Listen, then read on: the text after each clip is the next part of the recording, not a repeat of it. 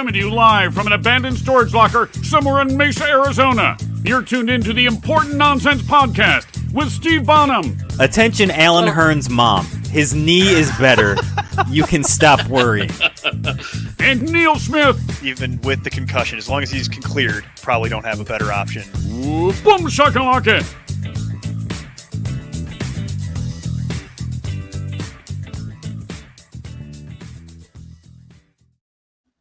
Welcome in. The Important Nonsense Podcast. Steve Bonham, Neil Smith at @nonsense_Steve, and Neil at @nonsenseFF. Basically everywhere you can find us. And of course, most importantly and critically, patreon.com/importantnonsense. Throw us a bone, people. Throw us a bone. How's everybody doing tonight? How are you doing tonight, Neil? I'm doing well.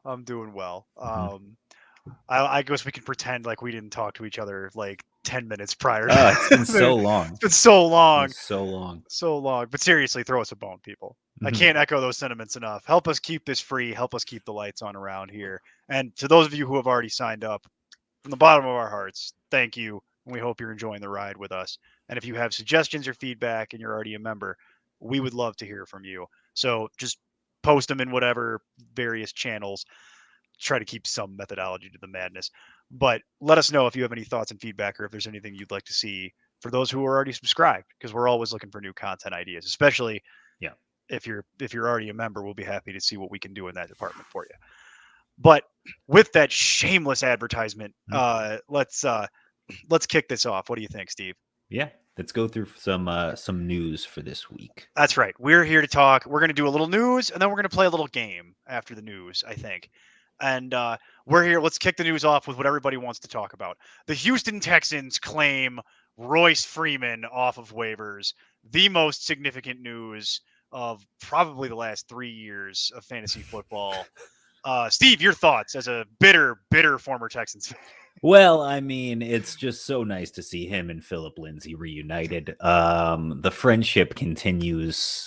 It's a real Sammy Watkins, Robert Woods scenario they've got going on. It's just no matter where they go, can't get away from each other. Again, we talked about this. Like, Scotty Phillips ends up going on IR after he barely got an opportunity to do anything. So basically, they claim Royce Freeman off of waivers from Carolina, who, remember, was supposed to be the backup. He was supposed to be what Chuba did in Carolina. And unfortunately, he was the backup to the backup. And then as soon as Christian McCaffrey pretended to be healthy, because I still don't buy it as a bitter CMC manager, Royce Freeman gets the axe, heads to waivers, and now is being punished in Houston. So purgatory, if you will. Sentenced to hard labor. Mm-hmm. Okay. All right. Well, I appreciate how honest that was, and it wasn't bitter at all. No, not even. There was no bitterness involved in any part of that. No. But let's. We want to stop and talk about your feelings on. I kind of want to stop and talk about your feelings on CEH pretending to be healthy. Are you still concerned? You mean CMC? I did say CEH because I'm looking at my notes. Thank you for correcting me. I do mean CMC. We'll use government. I mean, look at what's happened the last 2 years. I'm always concerned. I mean, It's hard not to be concerned. But what are you going to do? I didn't know if it was more than historical concern, or maybe you were going to drop some knowledge bomb on us. No. About this current. I have no inside information. I just know, as somebody who has been dealing with this for 2 years now, it's taxing, Neil. It takes a lot out of you. I could see that. That. The mental back and forth that you have to.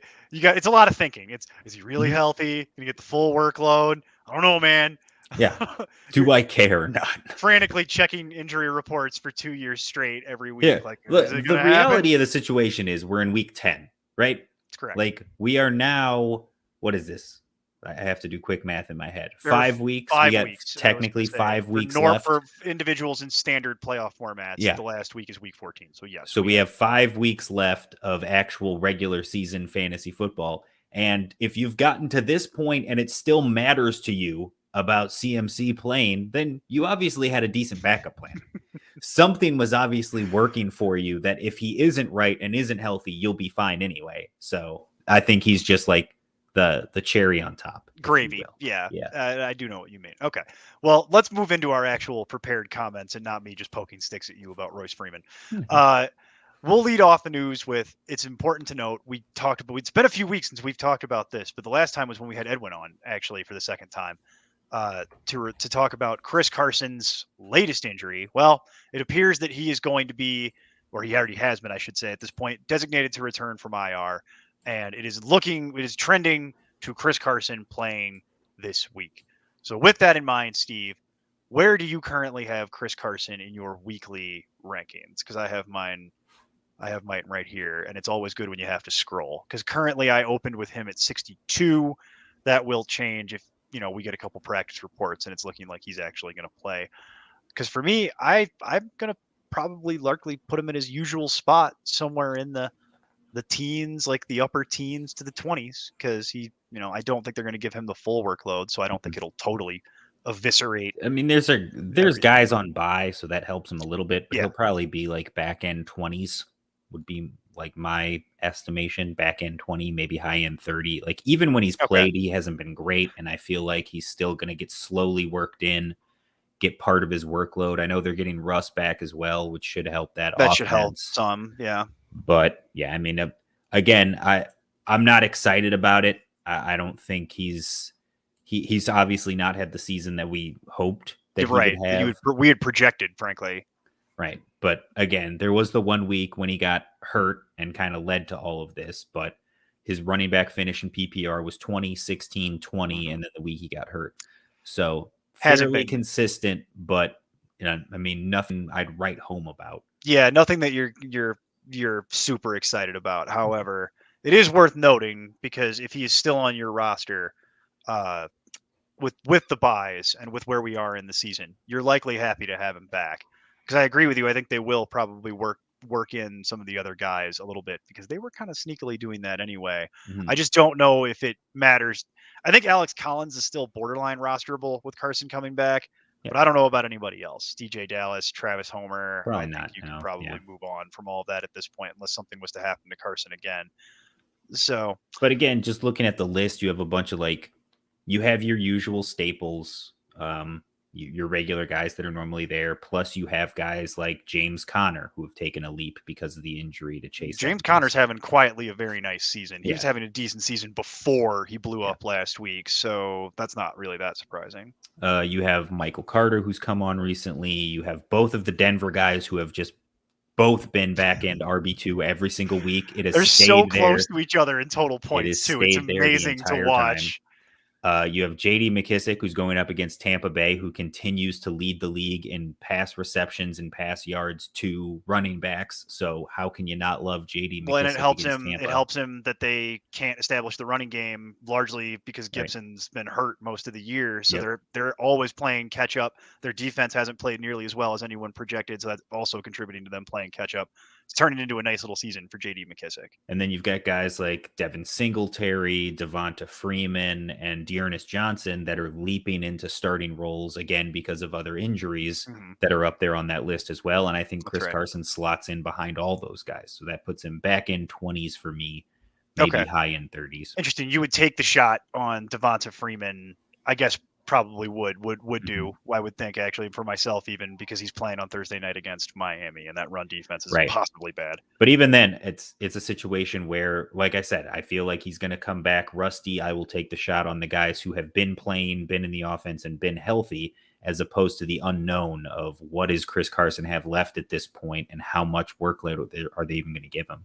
That's fair, because actually, in a league I roster Chris Carson, I'm actually sitting him down this week because I have better options. So that's why it's worth kind of talking through here in terms of, should we recommend to everybody, hey, he's playing, slot him in your lineup?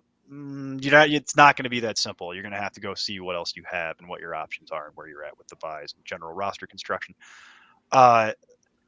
Within the whole kind of vein of Chris Carson, though, just in general, are you at all worried that what Edwin was talking about might come to pass at this point, where this is kind of it, effectively? I mean, sure. I'm surprised he's even trying to come back at this point. Because that struck a chord with me when Edwin was talking about that from the last time we had him on. And for those who maybe don't listen to every show, which shame on you, the last time we had Edwin on to discuss Chris Carson injury, he made the statement that he was moving on from Chris Carson in all formats, including Dynasty. That this was the last year you could even roster him for Dynasty, and you need to find a trade partner and get that off your team because he's worried that it's a degenerative neck injury to go with all the other injuries that he already has, and that we're never going to get Chris Carson again. So it is worth bringing that point back up because that struck a chord with me because I've always been very pro Chris Carson, but at this stage in his career, even I have to concede, he's not as spry as he once was, right? Unfortunately. So, speaking of other disappointing running backs coming back from injury, CEH, yeah, exactly, nailed it. Mm-hmm. CEH coming back. He is officially back. They call it the Michelle Kwan. Yeah, that's what they call it in the industry. But CEH back at practice. I struggle to get any kind of enthusiasm, my historical feelings on CEH in general. But for those who are more interested and invested in this than I am, CEH is back at practice. Are you worried about them doing the same thing with CEH, considering how well, frankly, Darrell Williams has played? Darrell Williams has been all right. So is Derek Gore filling in occasionally on that goal line role. But again, I think the problem with CEH has never been his talent or his capabilities. The problem has always been the price tag that people want to put on him, the lofty expectations that they want to have because it's, Kansas City. So add 10 spots to however high you would rank him. Add 10% inflation tax. Exactly. Kansas City on the jersey. Yeah. But I mean, as long as Darrell Williams has been the guy in PPR, he's finished as RB 7, 33, 16, and 29. Basically what you can expect from CEH, borderline top 20, realistically a back end RB2. And that's the production Darrell Williams has been giving you. So if you're expecting anything out of CEH that you weren't already getting from Darrell Williams, you're doing it wrong. All it does to me is nuke the value of Darrell Williams if you've been playing him the last few weeks. This was always a short-term investment because I was the one who came on this very show and was saying that we went through the waiver wire that 1 week when all the running backs got hurt. And I was saying I would take Darrell Williams out of all of them because you're going to get 3 solid weeks of production out of this, and then you're probably going to have to find another solution. Well, you got 4. Yeah. So there you go. You got 1 extra week out of it, and now you maybe can get 1 more week out of Darrell Williams this week. I'm actually projecting because I think they might do the same thing here we just talked about with Chris Carson, where they don't work CEH all the way back in 1 week. So I don't know that they're going to just toss him out there and say, it's okay, it's your job again, kid. You can get the whole thing. This is the last week, I would say. You might be able to get away with starting Darrell Williams 1 more time. I think this might be the last one, though. So I don't know how you feel about that, or if you already readjusted Darrell Williams to his normal spot with CEH playing, which is usually somewhere in, I would say, upper 30s. I think right around RB 40. Yeah, it's around 40-ish. Like I said, I feel it's 2 different scenarios for me because CEH is 4 years younger. He's a guy that they invested a first-round draft pick in that they were high on for whatever reason. And we've seen their talent evaluation department in action over the last several years. But they're at a point where they don't need him to come back, right? They're playing terrible, but still somehow winning games, and they don't really need him to come back because, like I said, Derek Gore, Darrell Williams, they're playing good enough to get by that you don't have to rush CEH back in. So I feel like if he's ready to go, we're going to see what happened with David Montgomery on Monday, where you've got a young running back who's coming off of IR. He's healthy to go. Give him the full workload. Even if he's not 100% ready, he'll still get his normal job and his normal snap count. I think the issue with Carson is the severity of the neck issue, that this is a long-term thing he's been dealing with and will continue to deal with. Right. And I think they're just going to, in general, completely change the outlook of his workload going forward to try to make sure that long-term for his personal health, he's able to, walk in 10 years. That's what they should do, but it's Pete Carroll. That's fair. And you can never predict what Pete Carroll's going to do. Yeah, don't want to make any assumptions, right? Yeah, so that's what they should do. That's a logical thing that you just went through there, but I do want to point out that Pete Carroll has not proven over his life to be a logical man who makes logical decisions. He does what he wants. So it's a conundrum. Makes him one of my favorite figures to try and analyze in football, actually. That's a different podcast. The next topic that we do need to go through here is functionally the Patriots the Patriots have more or less worked out a pecking order, right? It's Damian Harris, Ramondre Stevenson is the backup. JJ Taylor sometimes is a healthy scratch, sometimes he plays. And Brandon Bolden is there doing Brandon Bolden things. Right. And Brandon Bolden really only gets those bigger numbers. Usually the way those happen when he gets those double digit, like 10 or 13s that he occasionally pulls out that leave him on the fringes of fantasy are usually when somebody gets hurt in game and then suddenly they need to go hurry up for some reason. And then Brandon Bolden's out there.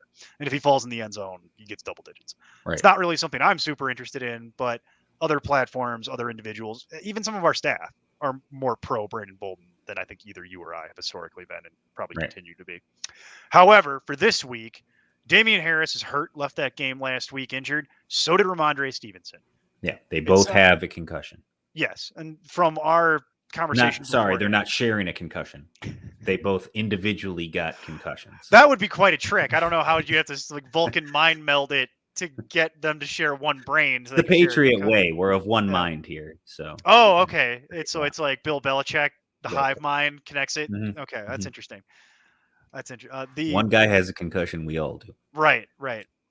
Yeah. Explains a lot about Josh McDaniels. Hey-o!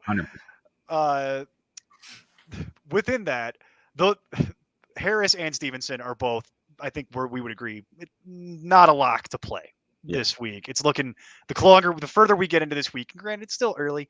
They're a long way, apparently, both of them, from clearing the concussion protocol. So it's looking more and more like JJ Taylor and Brandon Bolden may be your 1-2 punch this weekend. Yikes. My question to you, do you care? Is there any of that interests you? Is the only one that would matter. You mentioned the fact that JJ Taylor has been a healthy scratch. That's how little they think of JJ Taylor. I feel like he will. I mean, look, we saw last year when he had one game last season where he had decent numbers because literally everybody else was hurt.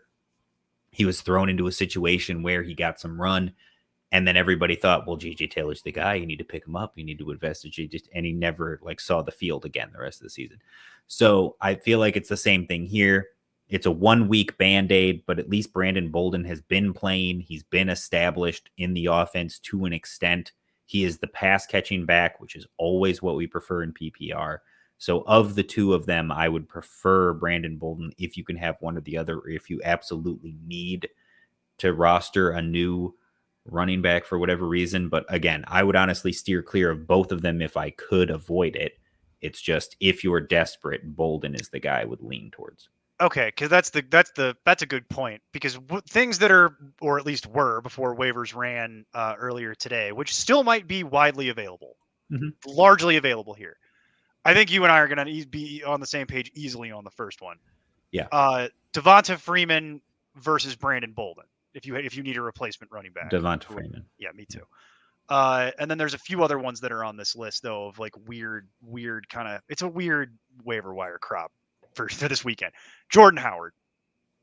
I mean, given how they've used him, I'm taking Jordan Howard. Yeah, he's Jordan doing everything that we were hoping they would allow Kenny Gainwell to do #fire Sirianni. So if you can just fire Sirianni, he seems like a nice enough guy, but he is really letting the side down. It seems like he's a coward. Well, he doesn't want to make the right move. Yeah, he's really letting the side down here, playing old man Jordan Howard and not playing Kenny Gainwell, which is what he should be doing. It's very frustrating. Alex Collins.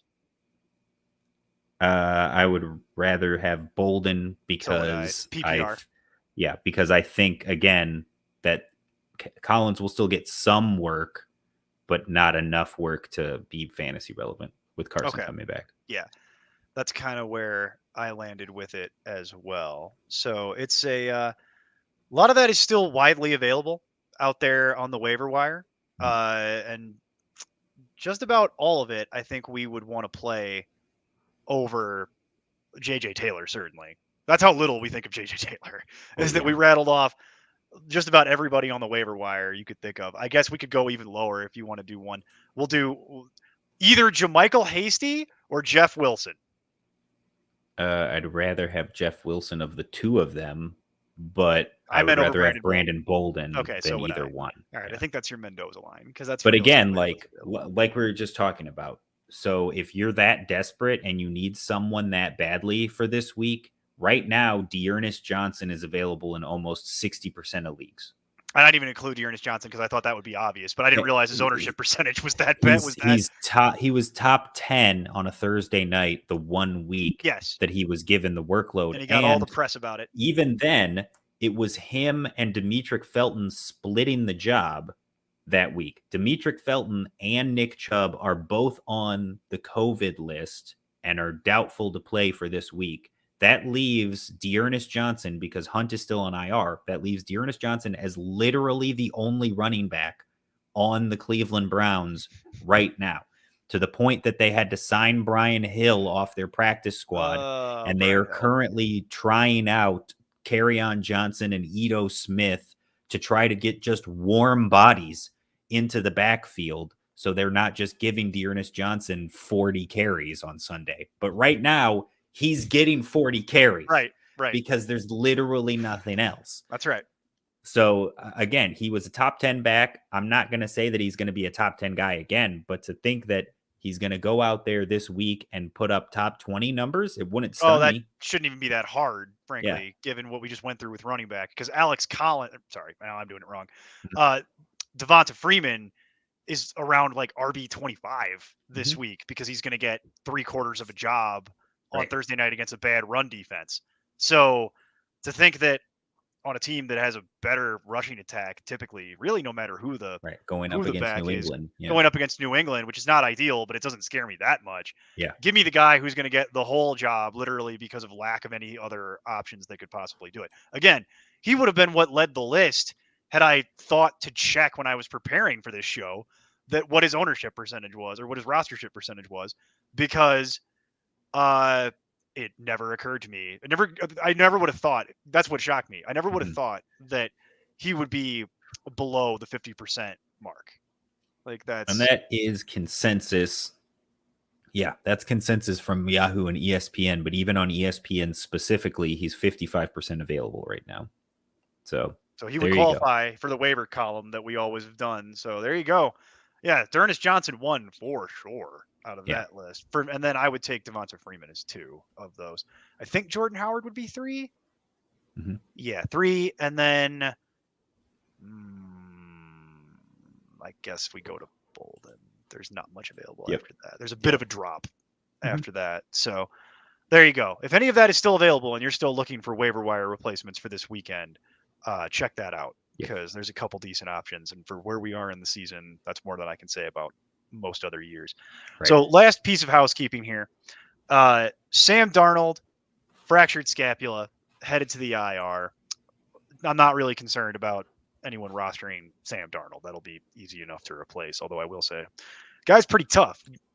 Realistic, I don't see how people are expecting him to play through that, because with a fractured scapula, you wouldn't even be able to put your arm over your head. So how are you going to throw a football? Right. What are you, Matthew Staffording it the whole game? You're going to sidearm it? Clearly. It's not going to work. So he's headed to IR. The only reason I bring it up is they're not counting Robbie Anderson. Not everything on the Panthers has been a disaster for fantasy purposes this year. Are you worried about any of that when we make the transition to PJ Walker? Because we've seen him play a little bit, and it's been pretty uninspiring. What we've seen because again, you say that, but at the same time, service, I guess, is probably the more accurate way. It's not like he got the reps. But at the same time, Sam Darnold had a decent start to the season. But just take, for example, we all know like the story of Robbie Anderson and his lack of doing anything, and you always bet the under on Robbie Anderson, and the screaming at Sam Darnold on the sideline. That's hilarious. But DJ Moore had a fantastic start to the season. Yeah. Through the first 4 weeks of the year, DJ Moore was a top 5-ish, he's 5 or 10 wide receiver. So DJ Moore was having a dominant start to the year. But since then, since week 5, he's had an 8.8, 10.9, 13, a 9.9, and a 7.6. He has not been good over the last 5 games, and that's all Sam Darnold. That's Sam Darnold's inability to throw the ball, to read defenses, to do anything effective at all. So now you bring in PJ Walker. Great. Change it up. Do something different, because at this point, it's going to be difficult for it to be worse than it already was. Like, just be competent and you'll be able to put up better numbers. Don't even need to get to the legend of Mike White. Yeah. You just need to just not crash the car. Okay. Exactly. That's kind of where I'm at with it too. So it's interesting that we've drawn the same conclusion, because I was literally to the point where I was like, I actually do care about this, because at this point, anything that isn't Sam Darnold, unless it's like Tim Tebow coming out of retirement, would have to be an improvement, especially over that last game that Darnold just played over the weekend, when they literally had no measurable offense at all. So no, at this point, I'll take anything. Throw PJ Walker in there. Yep. I don't realistically see how it could be much worse. Right. It shouldn't even be theoretically possible for it to be much worse than if you're looking at a one bring game back sample. Cam. Yeah, I know you want to. Anything would be better than what you were doing. Plus, Christian McCaffrey coming back should help a little bit. Right, because essentially what teams were able to do in this last stretch, and they were trying to do it the first couple of weeks and it wasn't working out. But basically what they've been able to do is you drop 8. Yeah. And you're just rushing 3 and saying, I dare you to beat us with Chuba Hubbard in your defense. Yeah, and Chuba's not going to beat you. And you can't do it. Like, they tried that last year with Mike Davis, and Mike Davis was a top 10 running back for most of the time that Christian McCaffrey was out hurt. Now, towards the back end of that, he fell off. It started to fall apart. But because teams started to figure that out, they were getting beat by Teddy Bridgewater a little bit more, and they were okay with that. And the season balanced out for them defensively and offensively. But this year, that hasn't happened. They've basically dropped back. They've said, beat us with Chuba. They haven't been able to do it. So now McCaffrey's back, and you can't do that anymore. And I feel like that's going to open up the passing lanes and make things easier no matter who the quarterback is. And it's going to give PJ Walker an opportunity for the next 4 to 6 weeks to show what he can do in the league. And, you know, we're past the trade deadline now. So the only thing you could do is sign somebody off of waivers or free agency. They signed Matt Barkley. I was going to say they signed Matt Barkley of all people. So, but again, we've seen Matt Barkley be all right in the past. So he runs the gambit. We've seen Matt Barkley be he's a game manager. Moderate to good, and we've also seen him be eye-peeling terrible. Sure. So he's a game manager more than anything. It's nothing you care about. That's the way to look at this, right? Like PJ Walker, Matt Barkley, I don't care about them for fantasy purposes. No, they don't matter. I would only care or roster them in the very deepest of super flex leagues where you have to start 2 quarterbacks anyway. But even then, it's questionable. Right. So is Mike White available? Yeah. From that standpoint, literally I don't care. But here, for the pass catchers, for those guys, I think they'll be fine. I think McCaffrey will be fine. I think again, Robbie Anderson, you should have cut weeks ago. So that doesn't matter there. But other than that, like, I think DJ Moore will be fine. I think Terrace Marshall will eventually learn the offense. And I think that CMC being back is going to help everything get better. It really should. Yeah. To if that doesn't fix it, then nothing will. Nothing's going to fix it. Exactly. So and what'll fix it is Matt Rule going back to college. That's right. Exactly. That'll solve that problem. And then the Panthers can begin again. Yep. Or they can re-sign Cam and try and recapture that glory days one more time. Get the band back together. Well, see, it's a lighter news week, Steve. Last week, we had no end to the news, and we spent 30 minutes talking about Odell Beckham Jr. We could do that again if you want, and we could talk about the Odell. But I feel like at this point, I'm tired of talking about that. We could talk about Odell some more. Let's do that. We could talk. There's some other minor waiver news if you wanted to talk about there are, that. but I also was going to play a game with you if you wanted to spend half an hour playing a game. All right, sure. What do you got? Well, I think we're going to do what we've done in the past here, where you and I are going to play. We're going to play a little bit of a game of Would You Rather. Okay. So we do this periodically, and it's a good time to do this exercise, folks. As we've mentioned, you've got 5 weeks left. The standard trade deadline for most normal leagues, check your own league settings to know when your trade deadline is. Please don't just accept what I'm about to say. But if you play in a normal league, which a lot of people do, with normal deadlines, that day this year is December 1st. Conveniently, it is the 10th of November as we're sitting here talking this through. So what it is, you know what's a good time to do, Steve? it's a good time to start thinking about rest of season. Mhm. We're past the halfway point. You kind of know who you are at this point in your league. You've got 5 weeks to either solidify or 5 weeks to fix it. Right. And if you're already done by this point, then you already know what you got to do. You either got to trade your team for draft picks or just pack it in and try again next year, whatever floats your boat, whatever kind of situation you're in. But if you're still listening to this at this time of year, you're probably either trying to crawl your way back into your fantasy league or you're trying to solidify a playoff roster. So as we roll forward here, I'm working on some stuff for, usually we do some trade deadline, kind of like buys and sells type of stuff.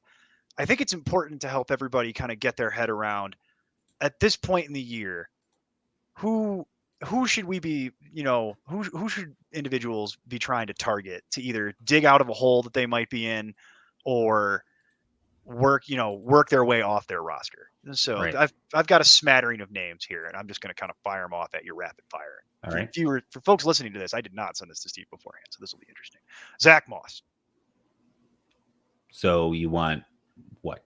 Should I go for him or sell him or stay? Is that what you're looking for? Well, typically with Would You Rather, I was actually mid-thought there. What I was going to do was give you 2 names. I'll give you 2 names, and then we're going to play Would You Rather. Who would you rather? Who would you rather roster? So the second name for that was actually going to be Devin Singletary. I'd rather have Zach Moss. Okay, still sticking with that, even though with the weird split in their role. Let's pick another name to go against Zach Moss because that one's kind of cheesy. Well, and Zach Moss is hurt this week, so again, concussion, probably not going to play. Looking like Devin Singletary will be the guy. So for this week specifically, Singletary. Oh, well, for this week, but sure. For the season, sure. Zach Moss. Which is the theme of the game, but that is a good note for folks that Devin Singletary would be. We referenced him a moment ago, J.D. McKissick. Yeah, that is a good one. Because Washington's been so bad. I know. I know who I think I'm probably Zach Moss by a hair. See, it's funny. I'm going McKissick by a hair, and it's mostly just because I'm getting it's a coin flip. It is a coin flip. I'm getting this week out of Zach Moss, and in PPR, I'm getting this week out of McKissick. In PPR, I'll take McKissick. Just it's really, really close. So it's a situation like that. So we'll go for something a little bit different. Myles Gaskin. Gaskin. Yeah, me too. Okay. That's a little too high up the list here. AJ Dillon.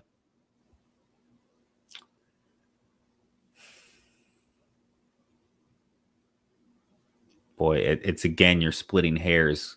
And I'm going to go Moss by a hair just because he has.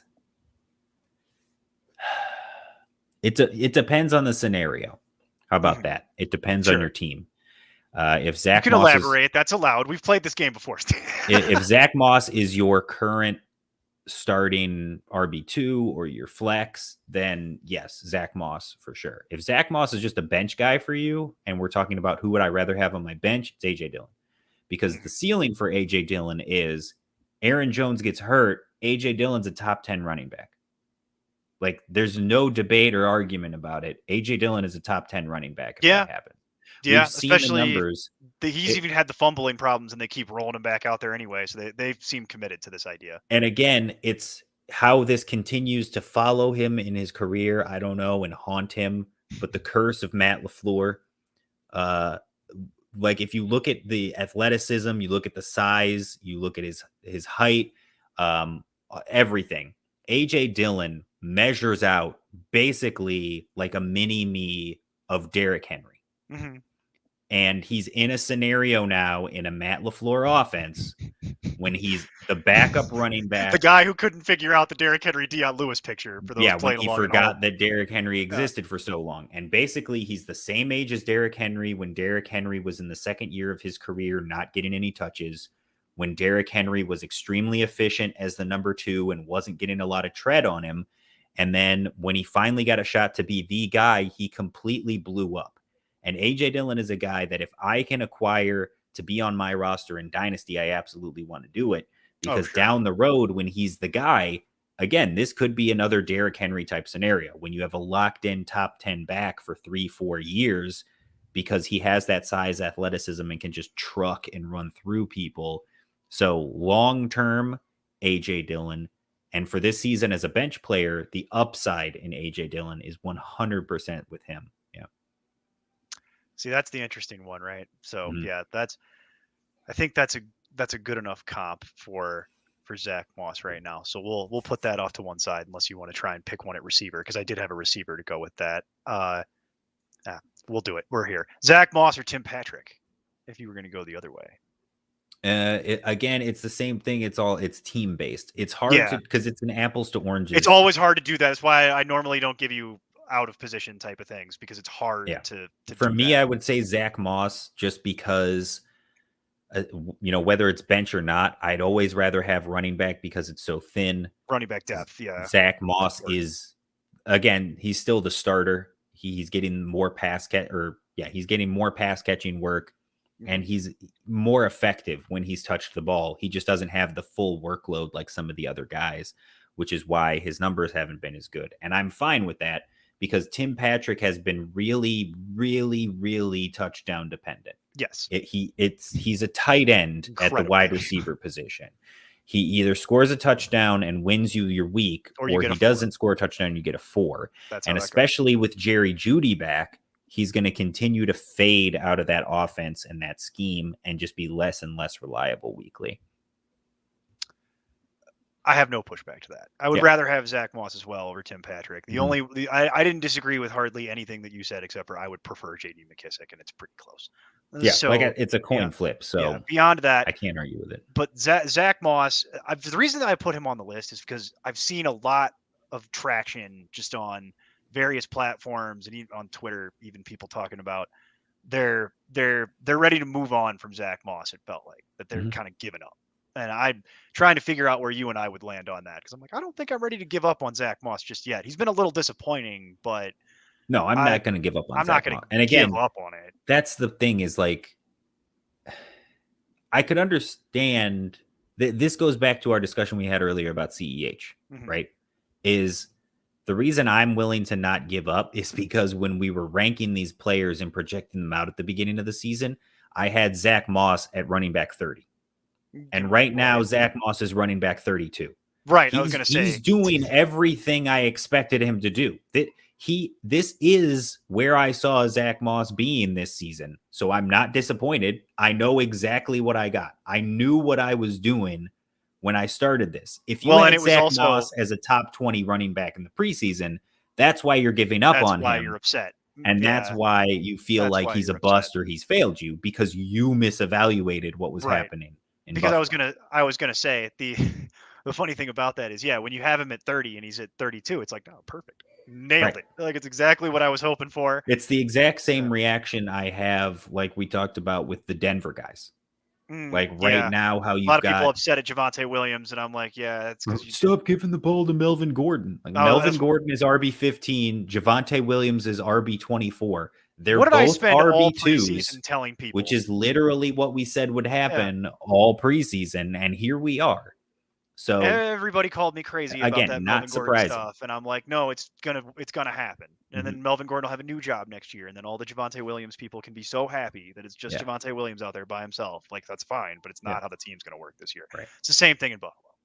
So it's literally the same thing. So let's do another polarizing running back, though, because I've seen there's a lot of internet traffic around this other individual here. Kenyon Drake. All right. Is the topic here. So we'll pick a slightly distressing one. Kenyon Drake or Adrian Peterson? Filling in. Kenyon Drake. Yeah, me too. Kenyon Drake, and this is a tougher one, because he's been hurt. I don't like this one that I sit here and do this with you live as an exercise. We'll do Kenyon Drake or AJ Dillon. I didn't have that written down. I had another name. I'm going to go with Kenyon Drake. Interesting. See, that one for me is like literally 2 spots apart on my rest of season type of rankings that I have. It's really hard for me to pick one there, and I've got AJ Dillon 2 spots higher, so I really couldn't argue it either way. I could do it mechanically, but there's no point. So I would prefer AJ Dillon for the reasons you actually outlined in the Zach Moss conversation. I'd feel a little bit more comfortable, but it's literally 2 spots. So well, and that's the thing too. So like last week, I think is a prime example. The reason I went with Kenyon Drake there, and I'm just telling you now, I'm gonna go with Kenyon Drake over a lot of guys in that same. Well, I'll go significantly up the list. Kenyon Drake or Antonio Gibson. Antonio Gibson. Okay, so that's kind of I literally went up like 10 spots to do that. So, and it's because in PPR over their last 3 games, Kenyon Drake 21, 17, and 16. Right. He's put up good numbers, and he put up the 21.3 in the week that Josh Jacobs missed. So we know that he can have that type of production and that type of finish. And more importantly, at least to me in my eyes, if I'm someone that's managing Kenyon Drake, not just as a handcuff to Josh Jacobs, as someone who just has him on his roster, I mean, Kenyon Drake last week had 45% of the snaps to Josh Jacobs 49. We talked about this, the idea that with them moving on from Gruden, now maybe we would see Kenyon Drake actually be used and utilized like somebody they paid in the offseason. Yeah, all that money they paid him to come in and do that job. Yeah. And so that's why I wanted to bring up Kenyon Drake, because it's an interesting one, because I notice on a lot of platforms, Kenyon Drake's projection weekly has not caught up to what his actual production on the field is. So he's still being pretty undervalued, and he actually represents an interesting buy low opportunity. Mm-hmm. Because if you've got somebody who isn't counting on Kenyon Drake and you need help at running back, it won't cost much to acquire, because this is all still very fledgling. We're talking about 3 games that they've been without Gruden, but right. You just listed it off. He's been consistently good in the 3 games without Gruden. And they really do seem to be making more of an effort to get him involved and to get him the ball and to take some of the load off Josh Jacobs, because I think they realize that Josh Jacobs is already hurt and is going to be playing hurt again for the remainder of this year. And they need to not give him the full Josh Jacobs workload that we're used to, because he will get seriously injured if they're going to continue to do that. Yeah. And Kenyon Drake, as we've illustrated at various points along his career, is actually a pretty decent pass catcher. Yep. Chase Edmonds just happens to be better at it. Yeah. But now that he's with the Raiders, he's the best pass. Well, Patrick Richard might actually be a better pure pass catching back, but he's not Kenyon Drake's size. Sure. But he's not Kenyon Drake's size. So Kenyon Drake has a very nice opportunity to kind of be somebody for the back half here. Sneaky, real sneaky. And it's somebody I'd actually be interested in acquiring at the deadline here as we work our way through. And I would want to start looking at it now, because right now it's still very cheap. Right. But if he puts up another 16, 4 in a row, for example, price tag on that is going to get really high. So Kenyon Drake, by the way, the other reason that it's going to be cheap is, like I said, this is a very fledgling thing, and it's only 3 games, and this is subject to change. But if I only had to invest like a lower level bench player or a wide receiver or something that I don't need and I have replacements for, and I need a running back, I'd be pretty interested in it, to be honest. It's not the sexiest thing, but it's also not the craziest thing I've ever heard. And it has season-long rest of season value, which is the theme of this, which is why it's more attractive to me than picking up like a Devonta Freeman, where it's like, okay, great. Now I have Devonta Freeman. I can play him for 2 weeks maybe. Or picking up some of these other guys that are like D'Ernest Johnson even.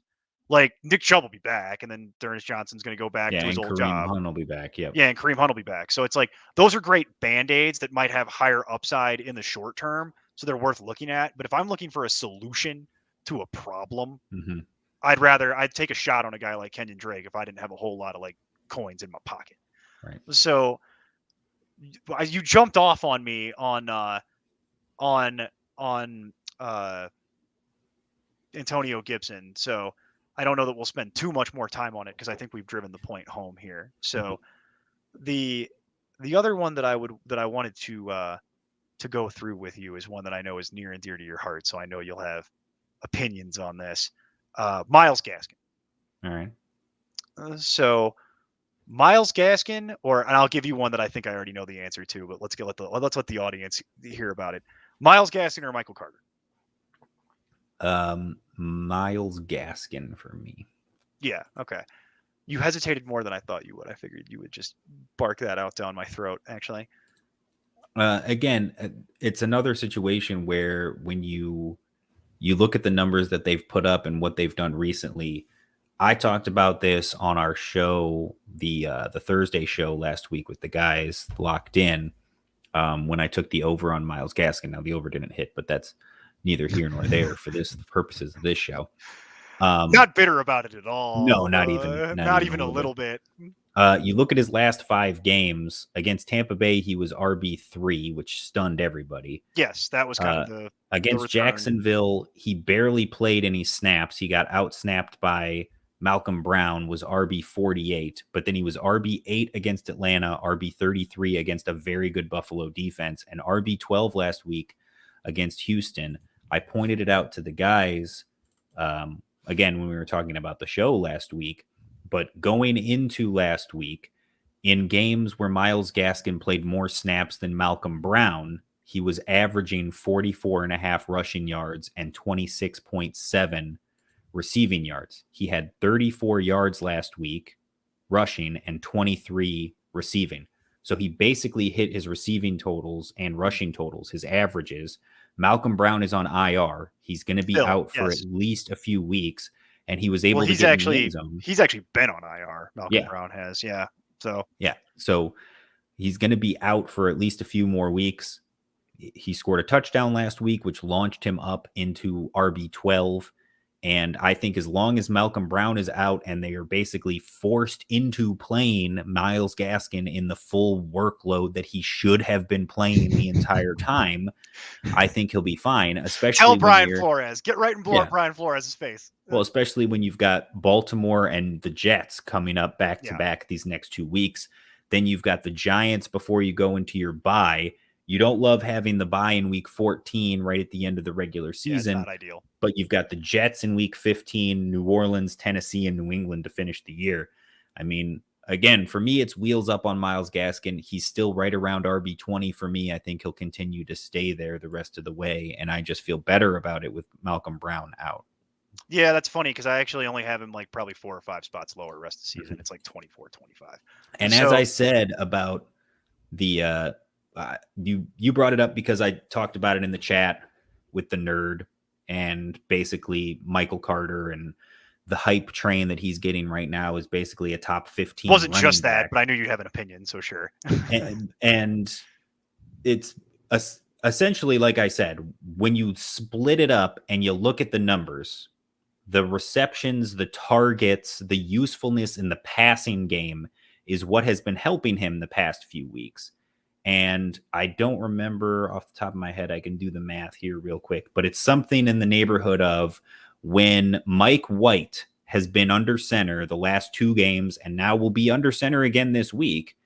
When Mike White is the quarterback of the New York Jets, Michael Carter has 17 targets. Mm-hmm. The other 6 games of the year, Michael Carter has a combined 12.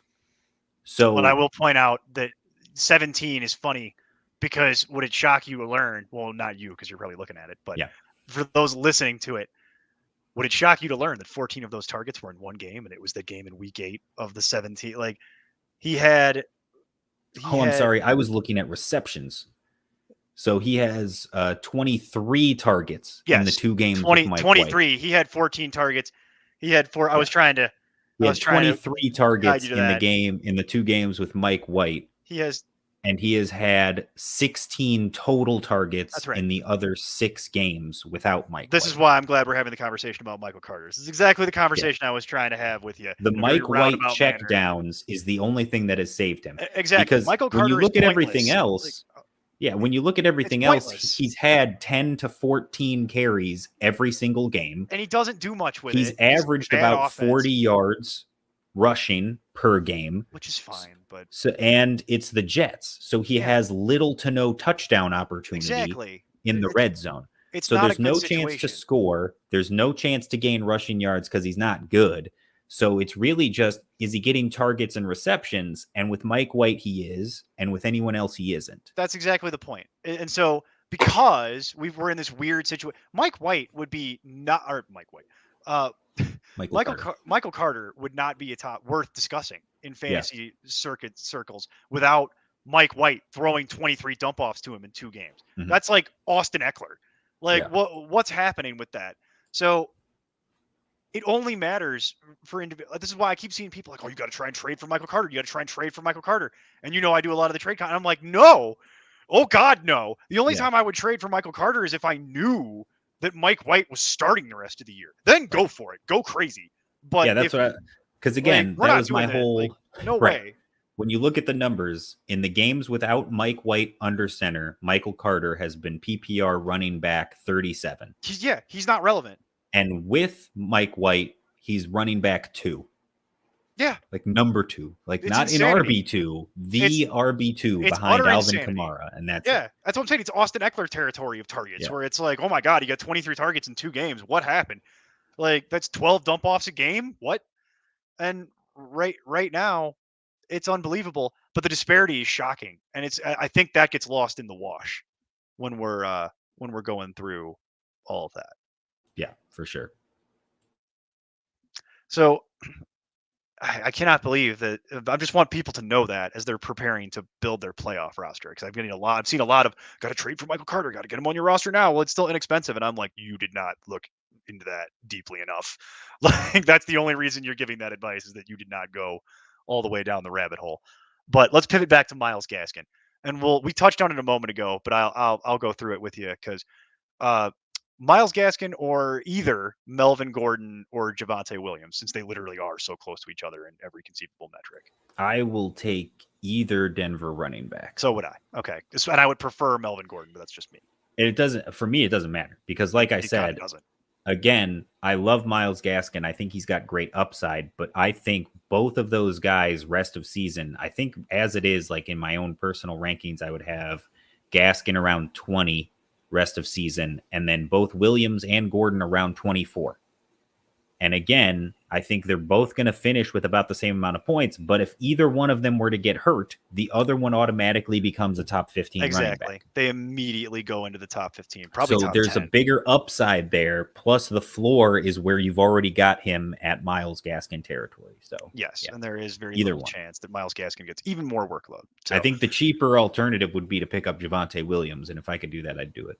Yeah, and I think that would be slightly cheaper as well, given the kind of name recognition and the frustration level that we got into before, because he was overvalued in the run up to the draft process. So, no, I would take either one of them as well.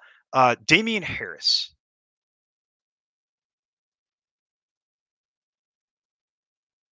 That's a real close one, isn't it? Because Damian Harris doesn't catch any passes. Kind of needs to score, but he's been scoring. He doesn't. And then he gets hurt. Yeah. He doesn't catch the passes, but like you said, he is getting in the end zone, and he's getting basically the entire rushing workload. He has the upside to have top 10 weeks. We've seen that already. I'll answer it first. I'm going to go with Damian Harris, by the way. That's who I'm going to go with. It's very close, but I would prefer Damian Harris slightly, just because he is getting, when he is healthy, he's getting a little bit more of a consistent thing. And they are moving the ball well enough, and he should be having an even bigger season if it wasn't for a couple of stupid penalties. So not that he caused, but I'm going to go with Damian Harris. I'm going to go with Gaskin just barely. Okay. But again, it's real close for me. Yeah, again, appreciate what Damian Harris has done. He's gone over 100 yards twice. He's gone over 80 yards in 3 of his last 4 games. And again, this last game, he left because of the concussion. But for me, yeah, you said it. It's the pass catching. The fact that there's literally no involvement at all in the passing game. For that to be sustainable, we've said the only person that can make that work is Derrick Henry. And it's because he gets so much volume and puts up so many yards that having no involvement in the passing game at all is fine. And that's not the case for Damian Harris. Yeah, and that's kind of a conundrum. Because the other thing is, he's had decent weeks. He's been fairly consistent the last few weeks, but he's scored a touchdown in the last 5 games.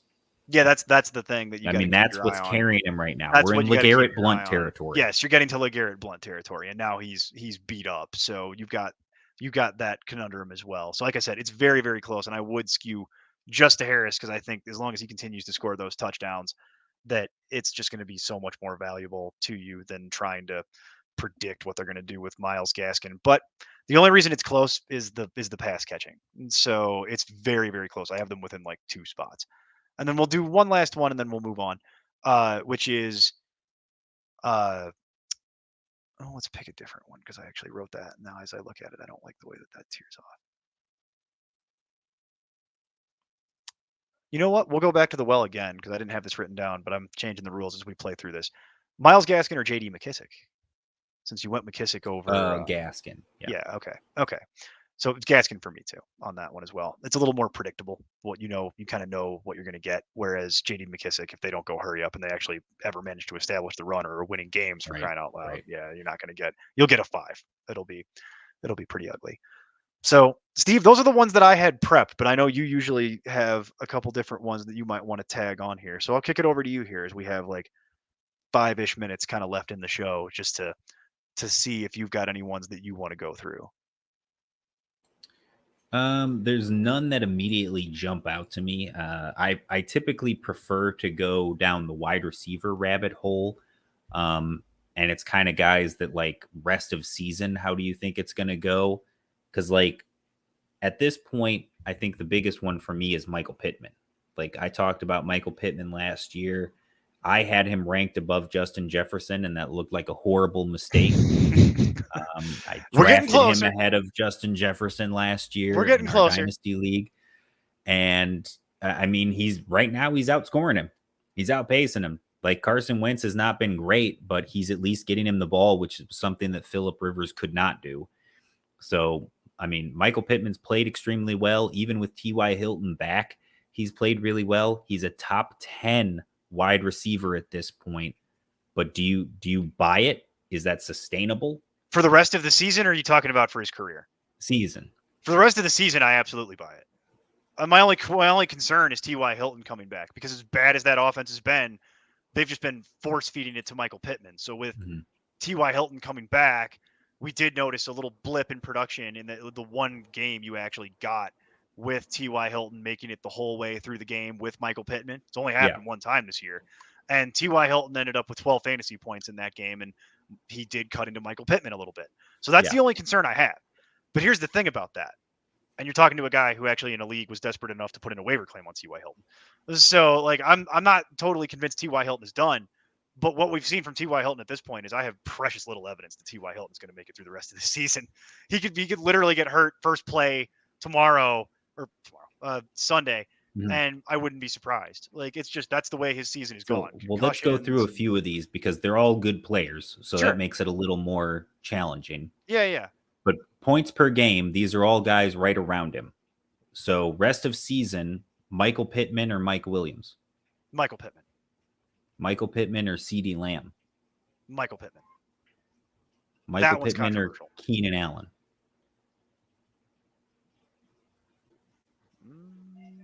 Michael Pittman again. Yeah, I don't know. Because, again, Mike Williams has not been getting the target share, so I agree with you there. But Keenan Allen has been, I think he's flipped I'm looking at my rest of season rankings, and I've got Michael Pittman by 2 spots. I've got Michael Pittman at 8, finishing at wide receiver 8 the rest of the way. Boy, that's how much I think of Michael Pittman at this point. That is a lot. DeAndre Hopkins.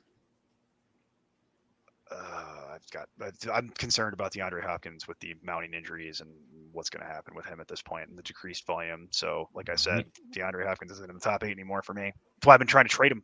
Terry McLaurin.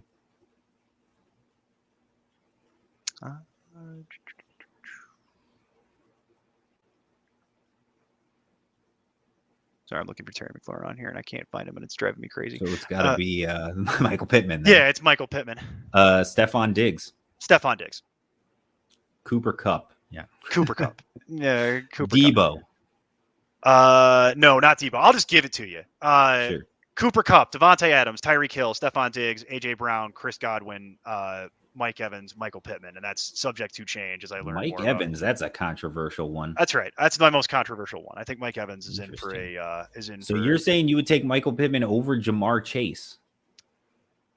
See, that's the one. This is why we go through these exercises, because that's why we go through this, because I didn't even account for Jamar Chase at this point, and I'll just admit that to you flatly. I need to take a look at that, because that's a puzzler right there as far as that one goes. Yeah, I would take Chase. I think Deontay Johnson is in the conversation. Yeah, he is. Deontay is just the volume. But the injury to Ben definitely hurts it. What about Justin Jefferson? Justin Jefferson is 9. Okay. So that's why that's a good one, because I have those two literally right next to each other. That's why I was interested that you led that off, because I'm like, they are kind of linked, aren't they? Because of how they came into the league. So, and I literally have them one spot apart from each other. AJ Brown. I already gave AJ Brown. He's up there. He's up there. Okay. Yeah. I didn't hear that one.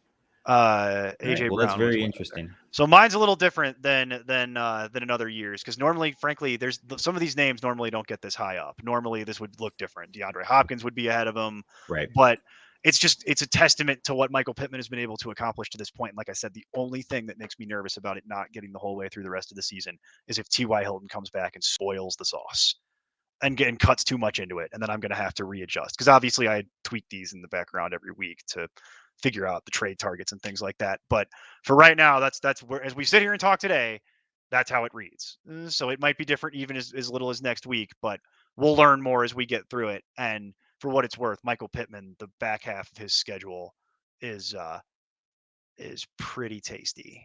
So you get some good matchups with Michael Pittman. What's frustrating is that he has the bye in week 14.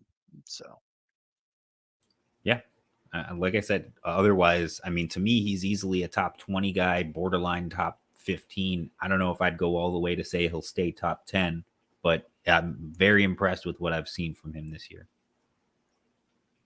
Looking into next season, because let's assume that T.Y. Hilton retires, because I think that's a pretty safe assumption. Where would you want to project? And this is obviously a fool's game, right, that we're talking about here, because, this changes a lot in the offseason. But where would you want to have Michael Pittman coming into next year with no T.Y. even on the team, assuming ceteris paribus? Probably the same, around 20. Around 20.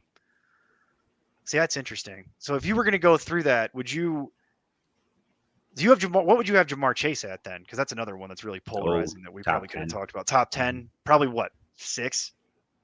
Yeah, something like that. I mean, I had Jamar Jefferson 5 this year, so probably in that neighborhood. Well, because we're gonna lose some of our perennials at this point that won't be able to qualify anymore. Well, and that's the thing too. Like top 10, whatever you're getting from Michael Pittman this year, you're going to get it next year too, because the Colts are intent on just giving away that first round pick to Philly. Yeah. So they're not going to have a first round pick. It's going to be Carson Wentz again next season. They're too pot committed now. So, I mean, we're going to get at least one more year of this. Yeah, it's a conundrum, to say the least. I'm going to be struggling with Michael Pittman coming into next year as far as ranking him, because I just have a feeling he's going to wind up higher than 20 for me.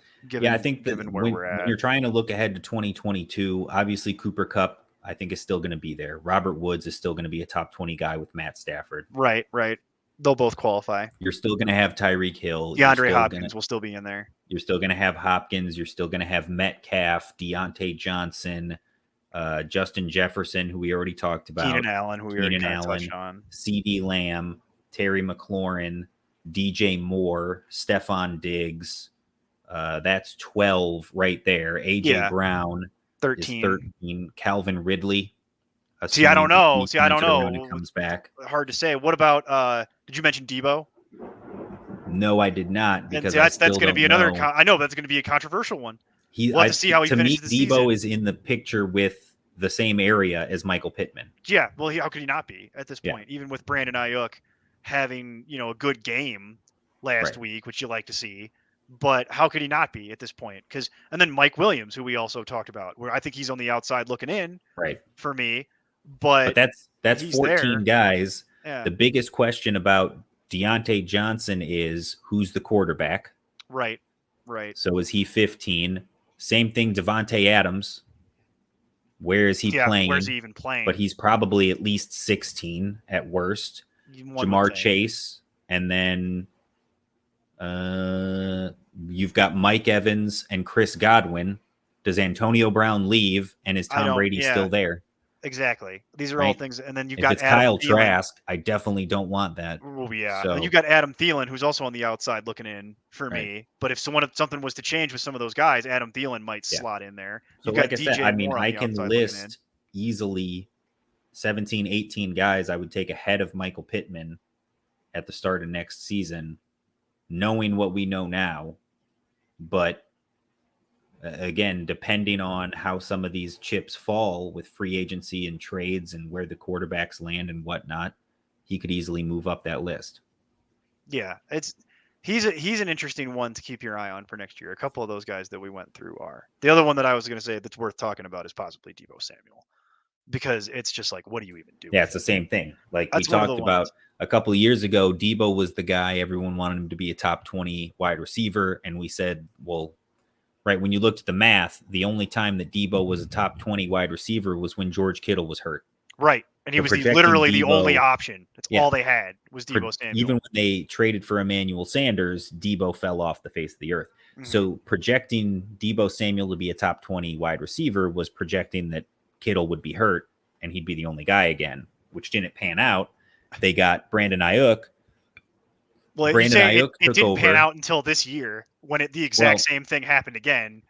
They got Brandon Ayuk. Ayuk basically cut into that role to the point that Debo was like, what, wide receiver 50 last year? Yes. Like Brandon Ayuk was ahead of him by the end of the year. Brandon Ayuk was the one. He was Jimmy's favorite. You had George Kittle still coming back. It looked like it was going to be basically the same offense. And then for no apparent reason, second-year wide receiver Brandon Ayuk that they loved and are very invested in goes into the doghouse because Kyle Shanahan doing Kyle Shanahan things. And Devos Samuel is getting all the love. And now as the weeks have gone on, Ayuk has been more involved. Now Kittle is back healthy. And I think Debo's numbers are going to start trailing off and getting further and further down the page. We can do wide receiver next week if you want and do largely the same exercise that we did. Yeah. Spend the whole half hour on it because but again, in a game where they were facing Arizona, a game they absolutely should have won, they seemed underprepared. And they were trailing literally the entire time. For that game. You've got your quote-unquote number one wide receiver in Devos Samuel out there getting outpaced, out-targeted by Ayuk, getting outplayed by the tight end Kittle, and he scores 11 points. Well, I was going to say, to finish my thought from a moment ago, Devo is actually on my divest list. I'd be looking to move on from Devos Samuel as quickly as possible to keep it, to get the maximum value, because I have very little confidence that he's going to be able to stay at the pace that he's been on. And his numbers will look fine at the end of the year because he's had some huge games, but I'm not convinced that he's going to be able to keep up the volume that he's had now with Kittle back and now with Brandon Ayuk rounding into form a little bit and working his way out of the doghouse. I want to move on from Devos Samuel right now when I might be able to get top 20 wide receiver. Well, I should be able to get top 20 wide receiver value for it today. You won't be able to do that, I don't think, in about 4 weeks when we hit the trade deadline. So Debo is very high up my move on list for sure. He's the anti-Michael Pittman, where I want all the Michael Pittman shares I can get my greedy little hands on. Yeah, sure. Yeah, I want to move on from my, in fact, if I could trade Devos Samuel for Michael Pittman right now, I would totally do that. And I think people might look at you crossways and then talk to me again at the end of the year when that pans out. So that's kind of where I'm at. Frankly, do you think you could trade Debo for Terry McLaurin right now? Because I think you could. Probably. You could. I think you could, and I think that's another one. For Stephon Diggs, and that's what I would be trying to do. I would do that too, actually. That's a good one. So we could do that next week, Steve. We can go through and do the same thing we do with running back. We'll look at wide receiver. We might as well. So as we kind of get people prepped for like who you and I individually are looking to invest in and who we're looking to kind of move on from, and then this gives us a nice way to talk about controversial opinions and plays in a nice way too, especially the whole Michael Carter thing. So I'm glad we got into that because that doesn't make any sense to me. Watching people try and pick up Michael Carter. So anyway, I think that wraps it up, my friend. I didn't have anything else prepped for today. All right. Well, again, at @nonsense_Steve, at @nonsense_Neil, at @nonsenseFF. Everywhere, and then patreon.com/important nonsense. Come join the Discord for $1. Hang out, talk, ask your questions, have a good time. But until next week, everybody, we appreciate you watching. We appreciate you following along, and just keep up the nonsense. Music for this podcast is provided by Lee Rosevere. I'm Tim Kitzer from NBA Jam and NFL Blitz, and you can find all the guys at ImportantNonsense.com. Kaboom!